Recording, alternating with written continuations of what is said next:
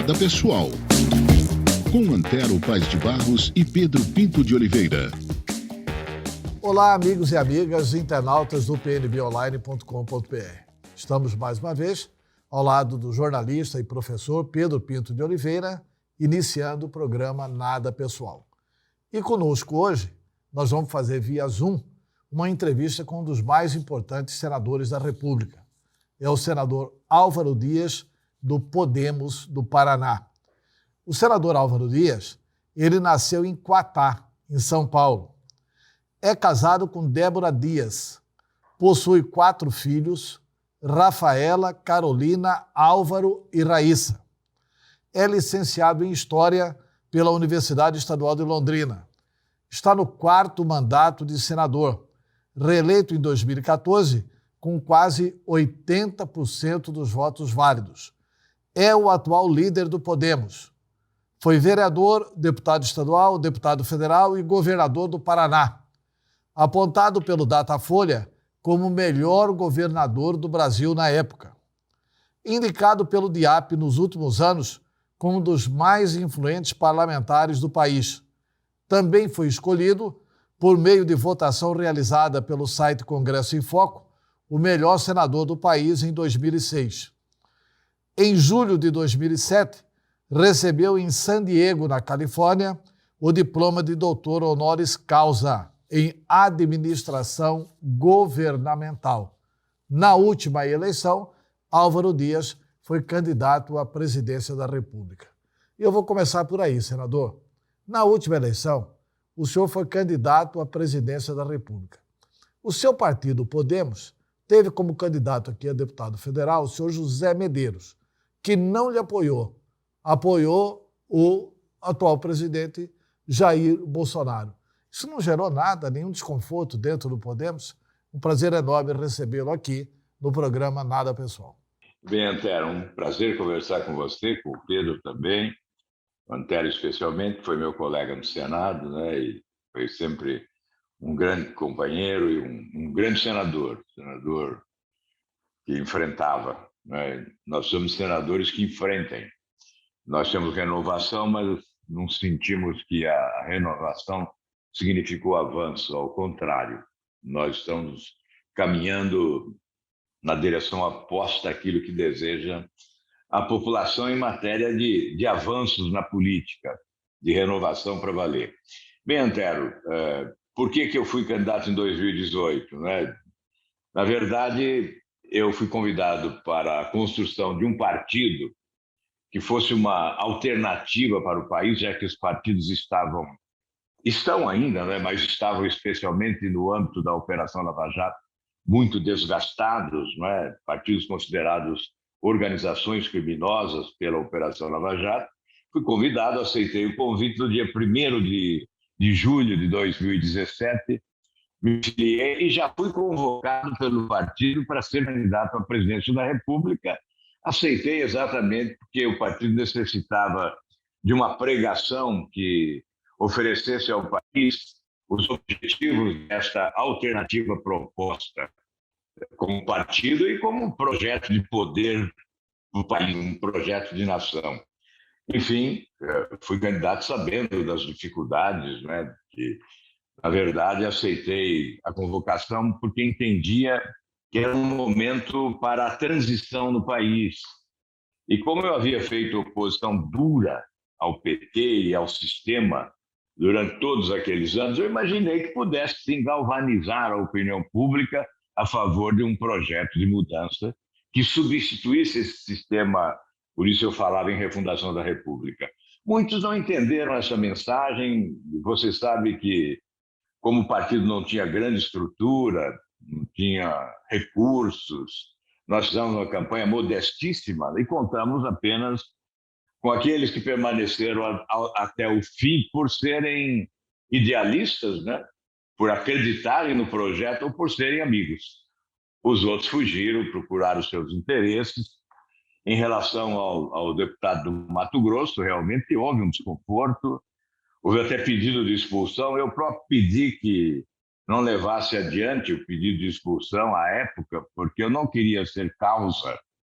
Imagino que hoje Há poucos dias fizemos uma reunião da bancada, não pudemos avançar muito no tema, porque não estava presente a presidente do partido, Renata Abreu, mas é hora do partido se afirmar. Uma coisa é certa, nós somos 9 senadores e somos unânimes em relação a isso. Não é? A própria Renata Abreu também participa dessa proposta. O líder do partido na Câmara, o deputado Igor Timo, da mesma forma. Nós não vamos nem com a extrema-esquerda nem com a extrema-direita. Ou seja, entendemos que existe vida inteligente entre os dois extremos. E os extremismos fracassaram. Lula e o PT, fracasso total. E agora nós estamos verificando também o mesmo fracasso. É certo que alguns ainda se iludem, né? Há um encantador de serpentes na presidência da República, alguns se iludem, mas certamente chegarão ao bom senso e à realidade de que o país está no descaminho, está havendo um descalabro administrativo, estamos caminhando para um precipício na política brasileira e precisamos buscar uma alternativa que tenha equilíbrio, bom senso e provoque os avanços desejados pela população, porque o Brasil continua sendo o mesmo que era antes de 2019, um país à espera de reformas. Senador Álvaro Dias, é evidente que a administração do Executivo brasileiro causa muita preocupação, mas causa também enorme preocupação nos brasileiros que muitas coisas não sejam aprovadas dentro do Congresso Nacional. Vou citar aqui um exemplo que eu gostaria que o senhor comentasse. O senhor conseguiu aprovar um belíssimo projeto que acaba com o foro por prerrogativa de função. Há quantos anos esse projeto está na Câmara dos Deputados? Por que não vota isso? É isso que causa indignação do povo brasileiro. O povo brasileiro não aceita mais esse tratamento desigual. Gostaria que o senhor comentasse sobre esse seu projeto parado lá nas gavetas da Câmara dos Deputados. Você tem esperança de que ele ande? Bem, Antero, esse projeto vem de longe, né? De 2013, conseguimos aprovar no Senado depois de 4 anos, só em 2017. Depois foi para a Câmara. No dia 7 de junho estava na Câmara, de 2017. No dia 11 de dezembro de 2018, foi aprovado na Comissão Especial da Câmara dos Deputados, ficando pronto para o plenário. Então, falta uma única sessão no plenário da Câmara para uma votação em 2 turnos e nós acabaríamos com o foro privilegiado que beneficia mais de 55 mil autoridades no país. O Rodrigo Maia prometeu inúmeras vezes e não colocou. Dizia que tinha uma pressão do Judiciário para não colocar em votação, especialmente do Supremo Tribunal Federal. O atual presidente tem prometido, e eu disse à presidente do Podemos, Renata Abreu, que ela não conte comigo nas eleições do próximo ano se a Câmara não, pelo menos, colocar em votação esse projeto. E ela disse que assume esse compromisso de brigar até as últimas consequências para que esse projeto seja votado na Câmara dos Deputados. Então, nós temos que dar um voto de confiança, esperar que seja pautado, né?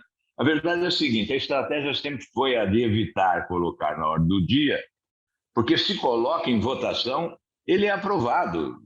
Poucos terão coragem de votar contra e depois sair às ruas, ir ao restaurante, ir ao aeroporto. Então, a nossa expectativa é que ele possa realmente ser colocado em votação, que o presidente da Câmara cumpra esse compromisso, ele assumiu esse compromisso, não só como candidato, depois de eleito também assumiu esse compromisso, e nós estamos esperando que ele possa cumprir. É fundamental, é um salto civilizatório, certamente, aí é um indicativo de que nós podemos avançar na direção de uma nova justiça. Claro, temos também a prisão em segunda instância. É sempre difícil fazer andar no Congresso Nacional matérias que aprimorem a legislação criminal, porque aí é um corporativismo.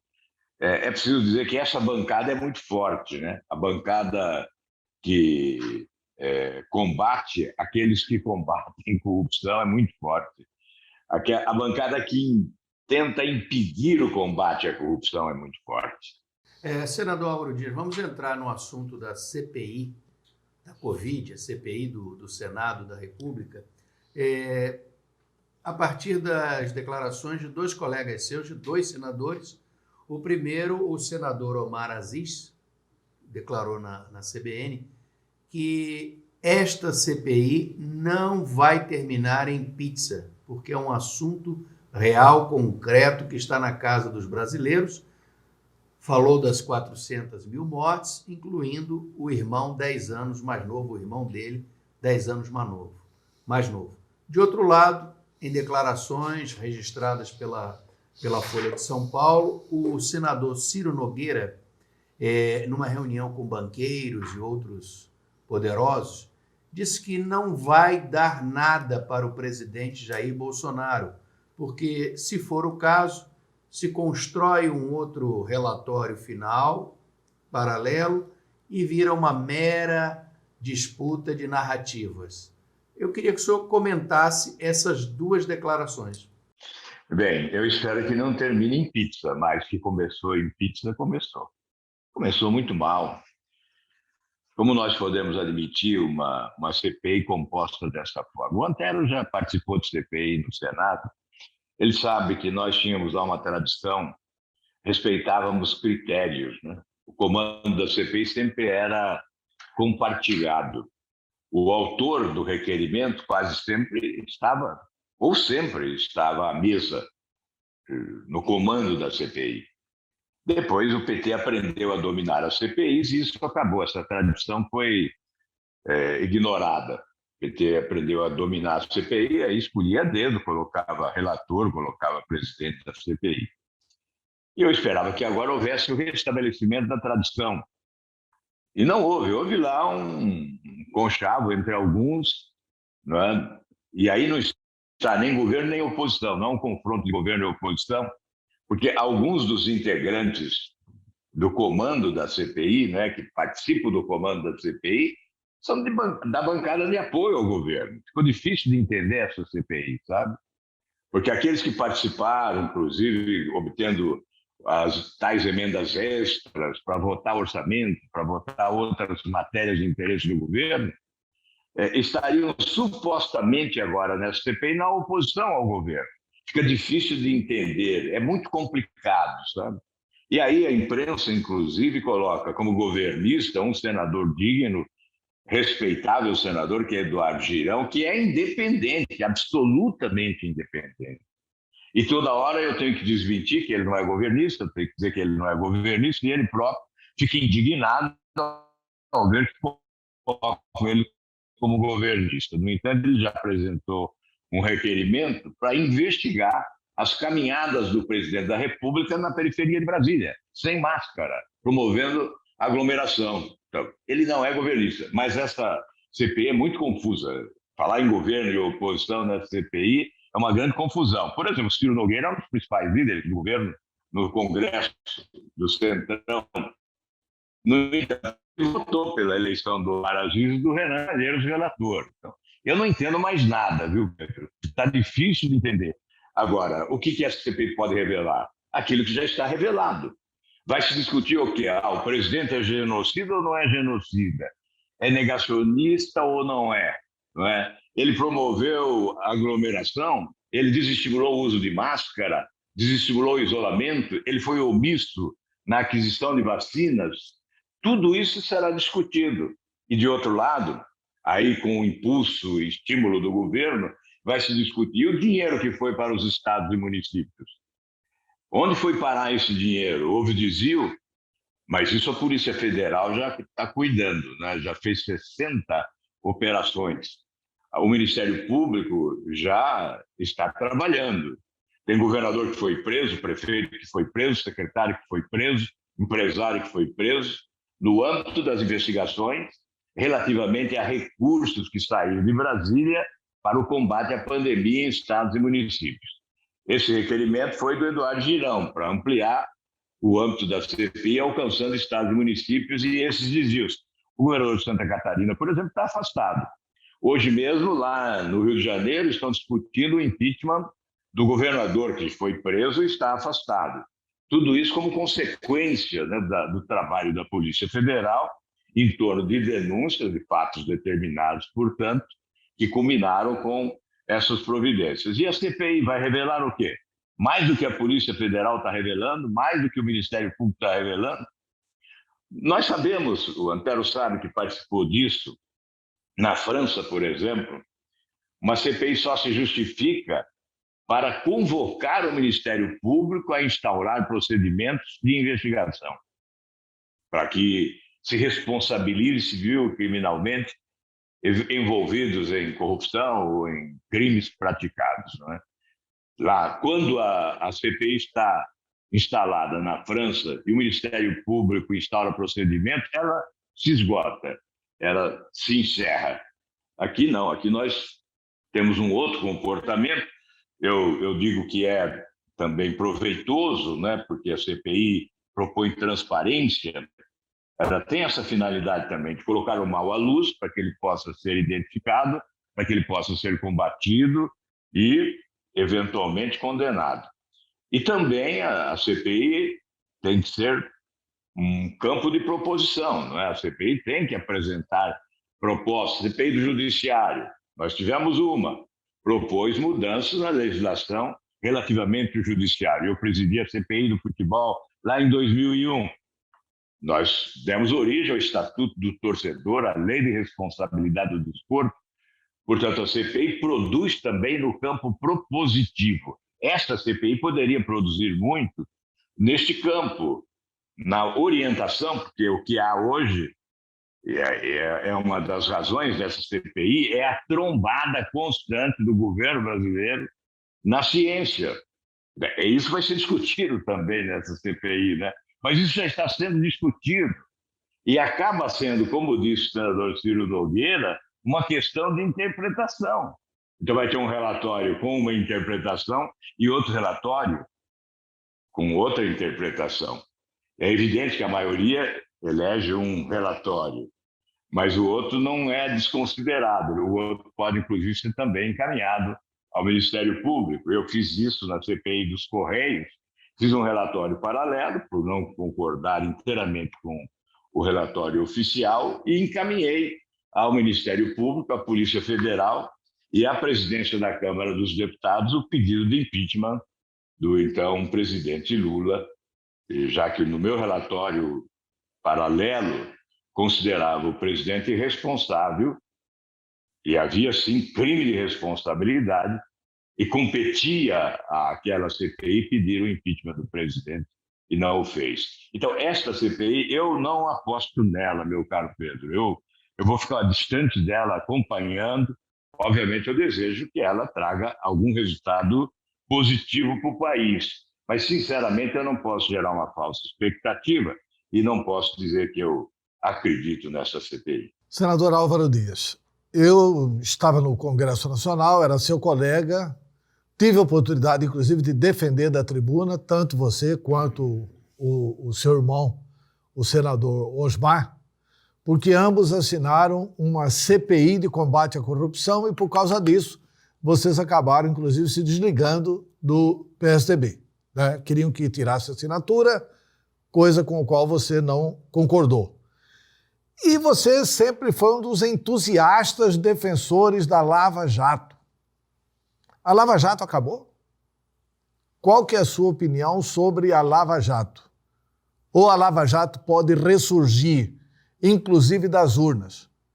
Qual que é a sua opinião sobre a Lava Jato e a sua opinião sobre Sérgio Moro? O Sérgio Moro pode ser um player importante para essa disputa de 2022? Bem, Antero, em relação à Lava Jato, sempre houve uma conspiração mortal contra a Lava Jato, desde o início. Em razão das grandes manifestações da população nas ruas, a Lava Jato se tornou muito forte e os conspiradores se enfraqueceram. Com a eleição de um novo presidente, que passou também a atirar contra a Lava Jato, com retrocessos que todos nós conhecemos, COAF, Receita Federal, Ministério Público, Polícia Federal, as ações do Poder Executivo foram no sentido de fragilizar a Operação Lava Jato. os conspiradores ganharam força, energia, e se encorajaram e passaram a atacar mais fortemente a Operação Lava Jato, tendo o principal apoio no Supremo Tribunal Federal, especialmente na segunda turma do Supremo Tribunal Federal. E a Operação Lava Jato passou a ser derrotada. Em todo o julgamento da segunda turma, concluindo agora no plenário com a última votação, que anulou as condenações do presidente Lula a pretexto de que a 13ª Vara Federal de Curitiba não era competente para julgá-lo porque os seus crimes extrapolavam o âmbito da Petrobras e chegavam à Eletrobras, Caixa Econômica, Ministério do Planejamento e Instituto Lula. E por isso não podia ser condenado pela 13ª Vara Federal de Curitiba. Isso depois de 6 anos. Por que não decidiram isso logo de início? Em outras oportunidades, recursos propuseram a mesma tese e o Supremo os negou. Voltou, retirou da gaveta, coisa de 2 anos atrás, a mudança de convicção em relação à prisão em segunda instância do Supremo se repete também com a mudança de convicção em relação a esse tema que envolve o ex-presidente Lula. E nas duas questões, o foco era o ex-presidente Lula. A prisão em segunda instância, o fim da prisão em segunda instância, com a mudança de convicção de ministros, tivemos um placar de 6-5, que teve por objetivo libertar o presidente Lula. E evidentemente que outros se aproveitam também, porque evidentemente há o desdobramento. E agora, novamente, essas ações tiveram por objetivo liberar o presidente Lula, inclusive para disputar as eleições do próximo ano, porque essas ações anuladas serão agora transferidas para Brasília, até já foram, né? Transferidas para a Justiça Federal de Brasília, que instaurará novos procedimentos com a lentidão que nós conhecemos. Portanto, não haverá tempo para o impedimento do ex-presidente e certamente ele vai disputar as eleições do ano que vem. Agora, eu não posso acreditar que a Operação Lava Jato tenha sido sepultada definitivamente. Há um enfraquecimento, mas isso pode ser transitório. Você disse bem, o ano que vem temos uma eleição.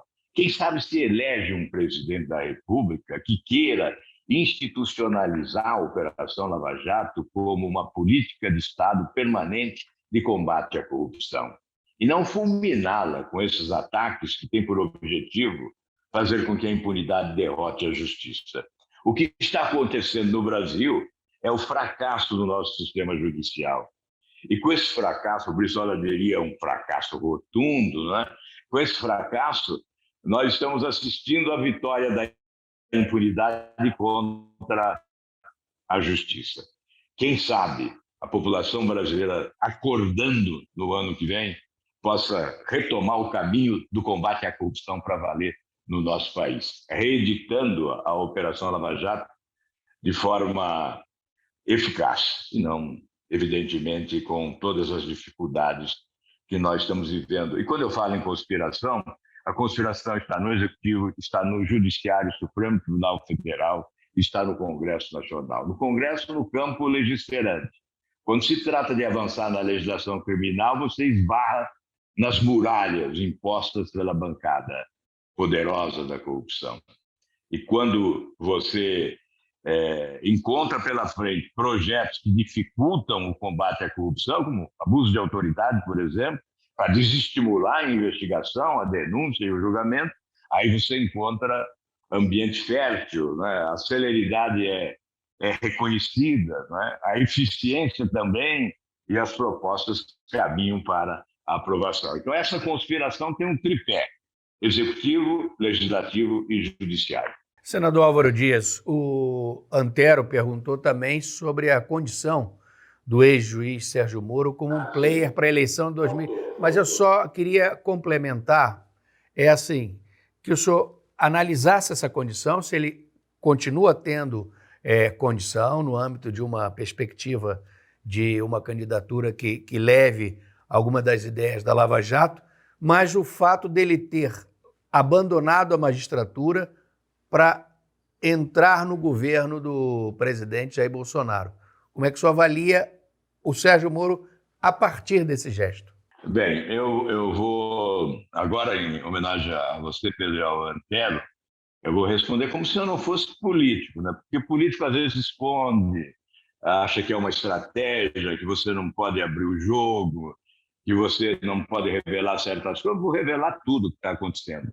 Nós realmente convidamos o ex-juiz Sérgio Moro para se filiar ao poder. Isso já há bom tempo, desde o momento em que ele deixou o governo. No dia seguinte, eu fiz uma mensagem a ele convidando, dizendo que o partido estava de portas abertas. Depois nós fizemos várias conversas. E o que há de concreto? Não há decisão sobre a participação dele na política ainda. Não há. Ele não está decidido a vir para a política. Ele sabe que é uma selva a política, não é?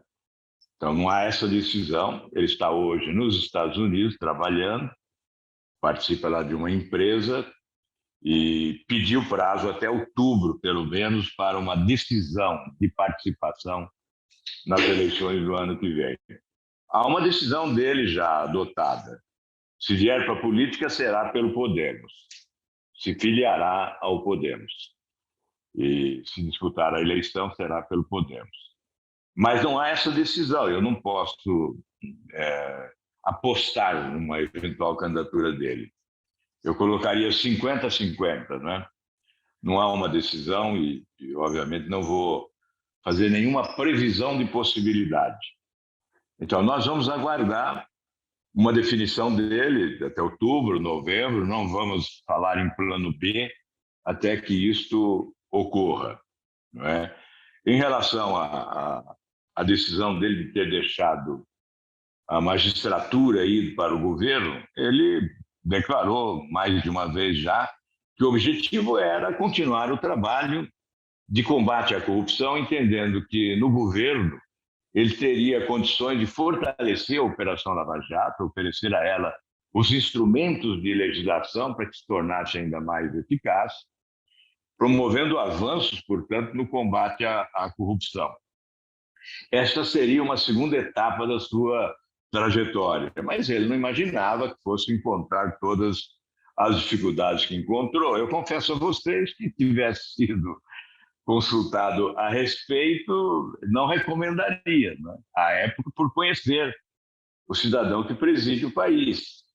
Não há nenhuma identificação entre ambos, né? Então seria muito difícil uma convivência pacífica e proveitosa. Acabou naquilo que teria que acabar mesmo. O Bolsonaro fez a campanha falando que ia combater a corrupção. Você acha, então, que o presidente da República abandonou o combate à corrupção quando decidiu e optou pela adesão ao Centrão e por tirar Moro do governo? É evidente que sim, né? Isso é visível. Aqueles que não querem ver, paciência, mas eu não posso ser cego a esta realidade, né? O toma lá da cá é vigente. Ainda essa semana, eu repito, uma revista, a revista Cruzoé, publicou o documento que detalha o repasse de 10 milhões por deputado governista que votou o orçamento, né, e outras matérias também do governo, não é? Então, esse é o chamado toma lá da cá. Isso sempre existiu lá na época do PT, acabou no Mensalão, e, obviamente, o presidente atual era deputado e era do Centrão.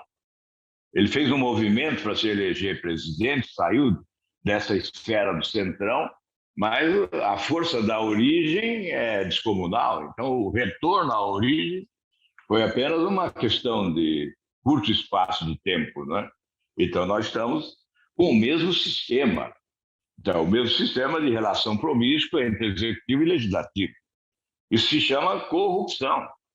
Não tem outro nome. Que nome eu vou dar a isso?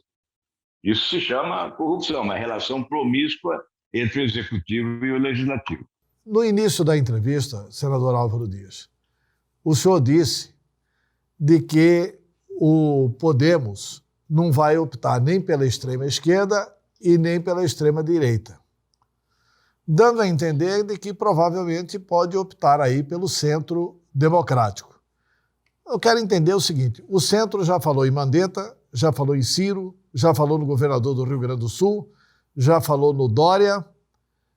O Podemos participando disso, o Centro poderia falar também em Álvaro Dias ou até no Sérgio Moro? Você acha que há a possibilidade de fazer o debate dessa união? Qual que é a sua opinião? Está se procurando esse debate, não é? Pelo Podemos tem conversado a Renata Abreu e tem conversado com esses players, né? Com esses candidatáveis. Se bem que eu, com toda sinceridade, estou dizendo isso aqui desde o início, né, que a minha conversa é sempre muito franca. Muitos acham que isso não é conversa de político, mas eu prefiro ser assim. Muitos desses candidatáveis não são candidatos.